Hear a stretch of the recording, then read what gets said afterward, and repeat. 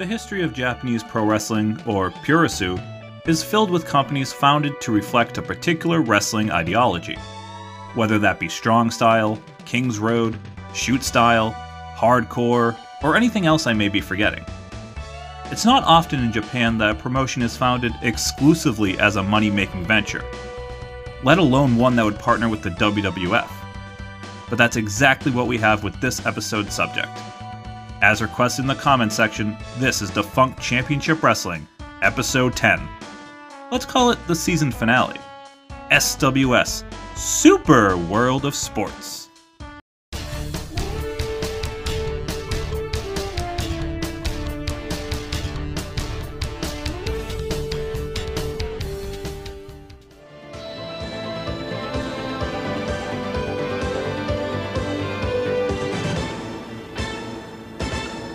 To tell the story of SWS, we actually have to start in 1989, with a show presented by the UWF. No, not that one. Not that one either. Oh, we'll get to you, Herbie. We'll get to you. Not yet. Closer. Stop. That's the one. In late 1989, the relaunched UWF, a worked shoot promotion, ran a show at the iconic Tokyo Dome. One of the smallest promotions in the country, UWF were somehow able to break records for their U-Cosmos event.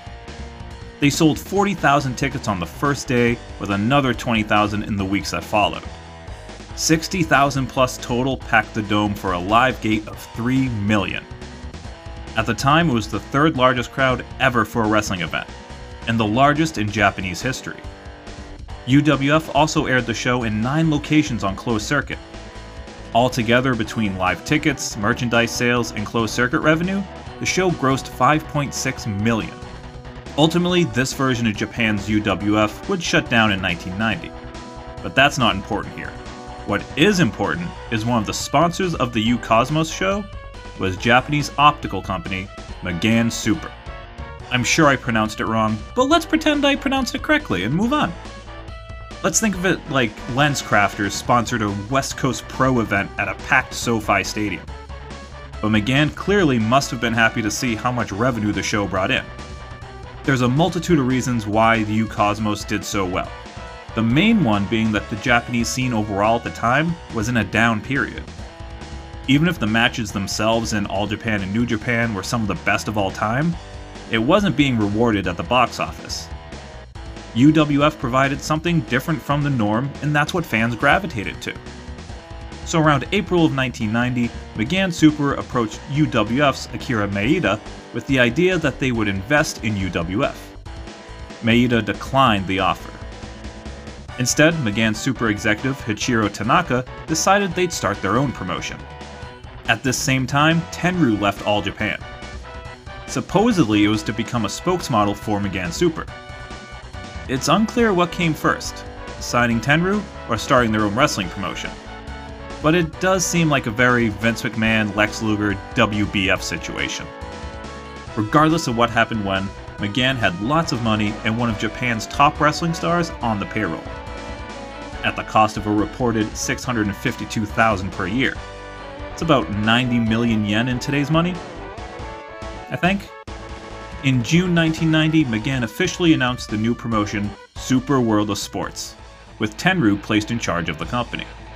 SWS would spend the next several months signing away every mid-carder from New Japan and All Japan that they could. They also signed the legendary Great Kabuki and even a young Red Shoes. And by signing away, I mean essentially throwing money at them to jump ship. McGann claimed they were spending over 40 million to get SWS up and running. That's almost 6 billion yen in today's money, if I did the conversion right.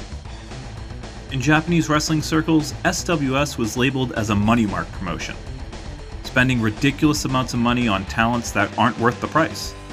And because of that, they became a very attractive destination for wrestlers.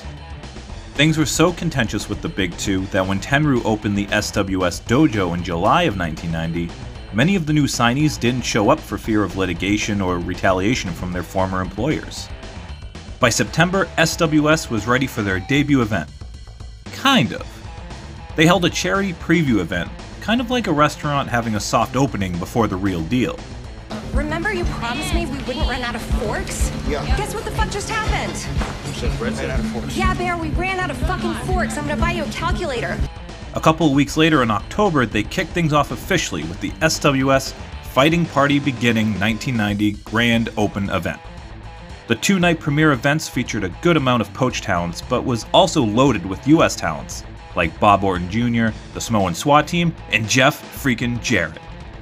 Night 1 would serve as a tournament to crown tag team champions, won by the Takano brothers. Night 2 was more of a look at what a standard show from SWS may look like. The WWF must have been paying close attention to what was happening, as SWS was almost immediately in the running for a partnership with Vince's behemoth. McMahon knew that at the time, to grow his footprint in Japan, he needed to work with a Japanese promotion. And who better than a promotion with such major financial backing? The WWF had to have seen nothing but dollar signs.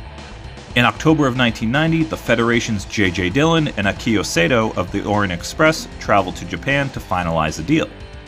The offer was originally made to New Japan, but they turned it down after being suggested talents like the Brooklyn Brawler and the Bushwhackers. But you know who would happily take the Bushwhackers? Super World of Sports. Also, because there's WWF related footage coming up, get ready for GIFs! In December of 1990, SWS welcomed the WWF's Rougeau brothers, Ted DiBiase, of course the Bushwhackers, and DCW staple Greg the Hammer Valentine. Constantly on this series. There would also be additional non-WWF foreign talent coming in, like Rochester Roadblock, who I've now learned wasn't just a terrible WCW gimmick, and Beef Wellington, who I think is truly an underrated talent. He doesn't get the kind of recognition he deserves, in my opinion. As 1990 turned into 1991, the partnership between SWS and WWF only grew. WWF would send Koko Beware, Tito Santana, The Rockers, The Warlord, and Jimmy Snuka to Japan for tours in January and February. Eventually, SWS would see main eventers like Warrior, Randy Savage, and Ric Flair all come over for shows. In March, Tenryu, along with his protege Koji Katao, would come to Los Angeles for WrestleMania 7 against Demolition. Katao even wore his SWS track jacket. And we'll talk more about Katao in a minute. Just days after WrestleMania, the partnership helped SWS reach its apex, their mountaintop, the Tokyo Dome. An incredible feat for such a young company. On March 30th, 1991, SWS presented WrestleFest in front of 36,000 fans, airing live on the Wow Wow network. Woo Wow? The show featured a mix of SWS matches, WWF matches, and of course, WWF versus SWS matches. While it's not a blow-away show, I certainly suggest giving it a watch. Maybe even check out the OSW watch-along. The most talked about match from the show was obviously the main event of Hulk Hogan and Tenryu, the aces of each company, facing the Legion of Doom, Hawk and Animal. It's a really good match with the kind of heavyweight action you'd expect given the combatants and the setting. 2 days later, they held their Wrestle Dream event. This show is notable as it was the site of Katao's infamous shoot with Earthquake, where he refused to job to him again because he'd been a higher rank in sumo than John Tenta had been. Katao had also left New Japan for similar reasons. He was sick of losing all the time, feeling that he deserved better since he'd been so successful in sumo, forgetting that he'd only been wrestling for a year and a half. He would quit SWS that night after the incident. The show also featured Minoru Suzuki, and well, I just think that's awesome. SWS continued running a couple shows every other week, sometimes weekly, with most of the events airing on Wow Wow. And in December of 1991, the WWF returned for another joint venture, Super Wrestle. Real missed opportunity not calling it Super WrestleMania, but I guess that's just me. Super Wrestle was held once again at the Tokyo Dome, and this time the tandem event attracted 40,000 people, a few thousand more than their last effort. The show was headlined by Tenryu vs Hulk Hogan. Ace vs Ace. The match again was really good, but I think I prefer the tag match from WrestleFest. But again, it's worth checking out this match if you haven't. You're seeing some of the WWF stars on the card right now, including Rick Martel in the SWS Light Heavyweight Championship match. Rick Martel is a light heavyweight. Okay. And it also saw what I believe was the Japan debut of the Ultimo Dragon gimmick? The show would again air on WoWow, but this time on tape delay. The event, however, wasn't without controversy. According to a report from Meltzer at the time, the Japanese media were led to believe that Tenryu would actually be winning the match and not Hogan. So many of the reporters had already written their story about the match with Tenryu winning at the end. This caused complete hysteria and forced these reporters to completely rewrite their stories before their morning deadlines. Overall, Super Wrestle was another successful co-branded event for WWF and SWS. In January 1992, there were rumors of a partnership with New Japan in the works and discussion of a co-promoted show featuring a Tenryu vs Riki Choshu main event. That kind of deal could be huge for SWS.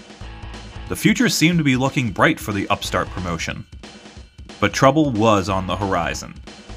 Firstly was the crash of the Japanese economy. Japan had seen shockingly massive economic growth in the years following World War II. But that came tumbling down in 1989. To be brief, Japanese banks loaned more money without considering the person's ability to pay it back. Sounds very similar to what happened to the US in the 2008 crash. In an effort to keep inflation down, the Bank of Japan raised interbank lending rates. The decision burst the housing bubble, and in early 1992, the Japanese stock market crashed. Secondly, many of the talents were becoming very unhappy with Tenryu as an executive of the promotion. In fact, come mid-May of 1992, much of the roster just walked out. At the same time as all this, Great Kabuki went to an FMW event to meet with Onita. Rumors swirled that he was looking to jump ship from SWS. In actuality, or additional rumor at least, he was meeting with Onita on behalf of SWS.